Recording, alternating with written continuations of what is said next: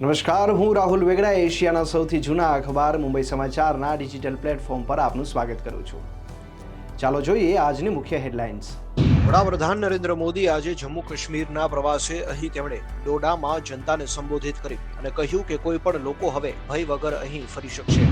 Agra express way પર ભયાનક અકસ્માત, કેસર પાન મસાલા કંપનીના માલિકના પત્નીનું મોત. વડાપ્રધાન નરેન્દ્ર મોદી આવતીકાલથી ઝારખંડ, ગુજરાત અને ઓડિશાની 3 દિવસીય મુલાકાતે આગામી 16 તારીખે અમદાવાદથી ગાંધીનગર મેટ્રો સુવિધાનું લોકાર્પણ કરશે.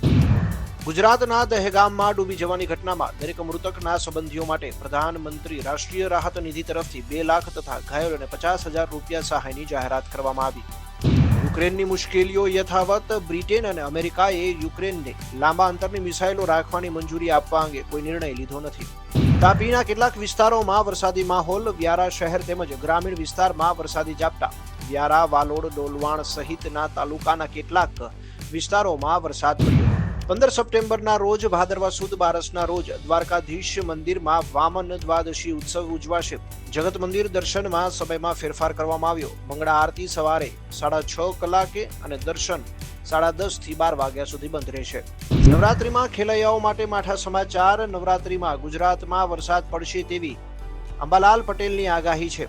નવરાત્રીમાં થઈ શકે છે છૂટો છવાયો વરસાદ. 10 થી 13 ઓક્ટોબરે બંગાળ ઉપસાગરમાં ચક્રવાતની શક્યતા.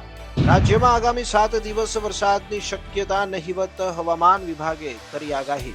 તો આ હતા આજના મુખ્ય સમાચાર. વધુ અપડેટ્સ અને માહિતીસભર વિડીયોઝ માટે જોતા રહો મુંબઈ સમાચારનું ડિજિટલ પ્લેટફોર્મ.